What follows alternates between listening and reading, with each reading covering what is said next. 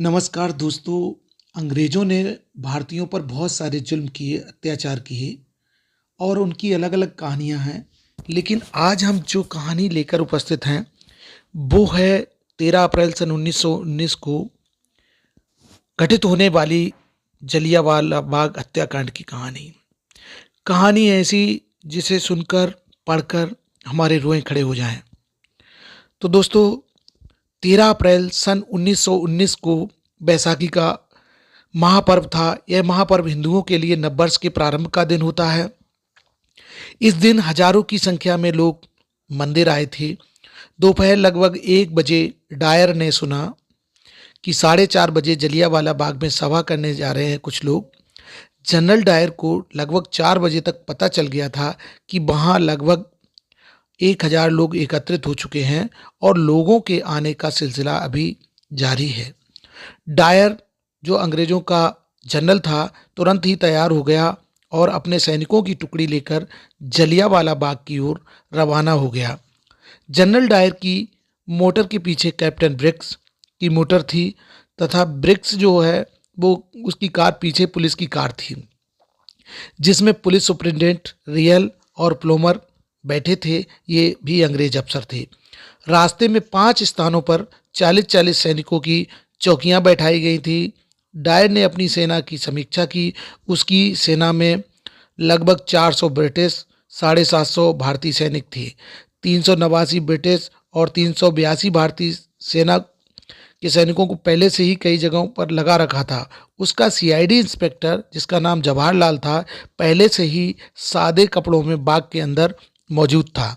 एक सैनिक टुकड़ी जो जनरल डायर के साथ सीधी बाग में अंदर घुसी थी, उसमें 19 सैनिक, 25 बंदूकधारी गोरखा, 25 सिख और 40 सिपाही थे, जिनके पास केवल खुखरियां थीं। जलियांवाला बाग का महज 8 फुट चौड़ा फाटक था, जिसके कारण मशीन गनें इस सकरे दरवाजे के अंदर नहीं ले जा सकती थी। उन्हें बाहर छोड़कर अंग्रेजी फौज 2 पंक्तियों में द्वार के अंदर घुसी और अंदर जलियांवाला बाग में बाईं और दाईं ओर मोर्चे लगाने लगी थी। उस समय लगभग 20 से 25 हजार लोग मैदान में इकट्ठे हो चुके थे और मंच पर भाषण भी चल रहा था। डायर के आने से पहले हंसराज, अब्दुल अजीज, डॉक्टर गुरबख्श सिंह राय, राम सिंह, दान सिंह, अब्दुल माजिद और ब्रज गोपीनाथ समेत 7 वक्ता बोल चुके थे। डॉक्टर किचलू की एक तस्वीर सामने टंगी हुई थी। लोगों को बताया गया था, श्रोताओं को, कि डॉक्टर किचलू की तस्वीर की अध्यक्षता में आज का ये जलसा हो रहा है। भाषण हो रहे थे, कविताएं पढ़ी जा रही थीं और अगर देखा जाए तो अंग्रेज़ों की जो सरकार थी उसके अत्याचारों के बारे में बातें हो रही थीं। एक वक्ता गोपीनाथ ने फरियाद नामक अपनी उर्दू कविता भी वहाँ सुनाई थी, जो बड़ी महत्वपूर्ण थी। सभा चल ही रही थी कि इसी दौरान एक हवाई जहाज ने झंडा फहराते हुए जलियांवाले बाग पर बहुत नीचे से उड़ान भरी। जहाज की आवाज़ सुनते ही भीड़ सहम गई और लोग घबराकर इधर उधर भागने लगे, परंतु उन्हें आश्वस्त किया गया कि खतरे की कोई बात नहीं है, हवाई जहाज अपना काम कर रहा है और हमें अपना काम करते रहना चाहिए। उस सभा में 2 प्रस्ताव पास किए गए थे। एक प्रस्ताव में सरकार से रोलेट एक्ट वापस लेने की मांग की गई थी और दूसरे में 10 अप्रैल सन 1919 के गोलीकांड की निंदा करते हुए मृतकों के संबंधियों से सहानुभूति प्रदर्शित की जाने की बात कही गई थी। राजनीतिक कार्यकर्ताओं और वक्त समाचार पत्र के संपादक दुर्गादास वैद्य ने सरकार की दमन नीति विषयक तीसरा प्रस्ताव सभा में विचारार्थ रखा। ही था कि भीड़ ने अपने पीछे सशस्त्र सैनिकों को खड़े देखा।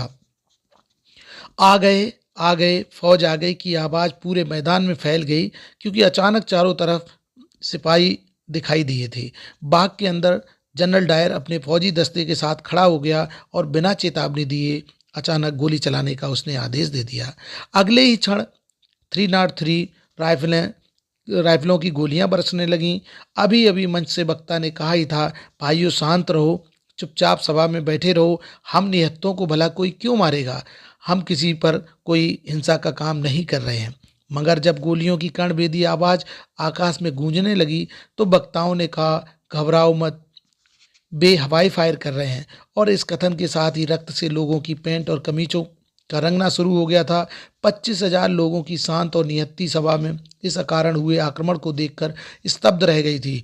लोग अपनी जान बचाने के लिए इधर उधर भागने लगे, परंतु वे भागकर जाते भी कहाँ। उनके बाएं निकट ही मकान थे, उनसे कुछ दूरी पर कुआं था और पीछे सैनिकों की बंदूकें थीं। वे पूरी तरह से जनरल डायर के बनाए हुए चक्रव्यूह में घिर चुके थे।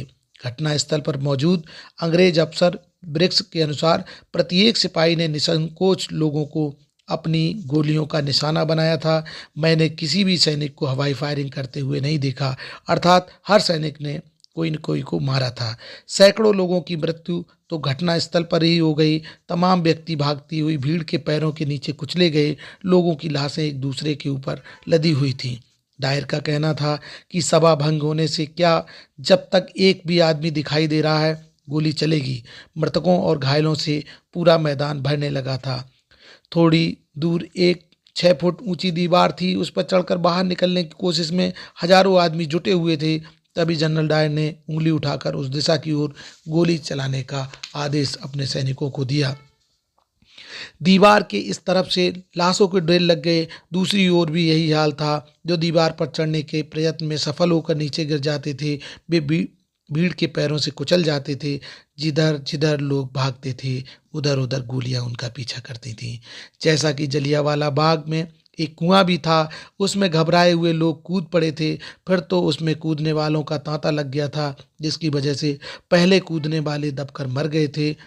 कुछ ही मिनट में 1650 राउंड गोलियां चलने के बाद 337 आदमी, 41 बच्चे मारे जा चुके थे, ऐसा अंग्रेज अफसरों ने बताया, और 1500 घायल हुए थे। लेकिन ये आंकड़ा सही नहीं था।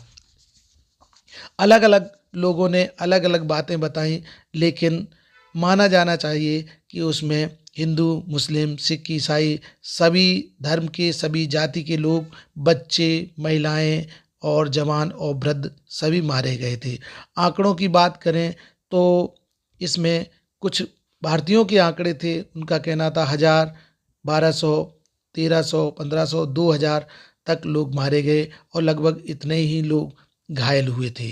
तो डायर ने घायलों की सहायता पहुंचाने तथा लाशों को हटाने की कोई व्यवस्था न की थी, क्योंकि वो स्वयं ही इसको अंजाम दे चुका था।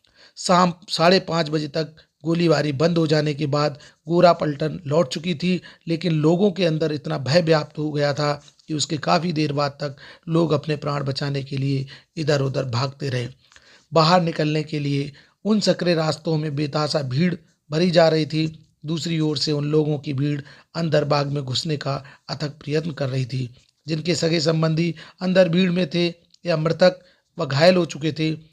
जलियांवाला बाग उस समय हाहाकार और चीत्कार से भरा हुआ था। तो देखें, एक इतना बड़ा नरसंहार, जिस नरसंहार को अंजाम देने के लिए केवल और केवल 1 घंटे का समय लगा, और उसमें पूरे जलियांवाले बाग में लाशें पट गई थीं, लोग मर चुके थे, लोग शहीद हो गए अपने देश के लिए। जो बिल्कुल निहत्थे थे, असहाय थे, वो सिर्फ भाषण सुन रहे थे या भाषण कर रहे थे। जनरल डायर ने जितना बड़ा नरसंहार सत्याकांड किया, इतना भारतीय इतिहास में ही नहीं वरन विश्व इतिहास में भी कम ही देखने को मिलता है। तो ये थी जानकारी जलियांवाले बाग हत्याकांड की।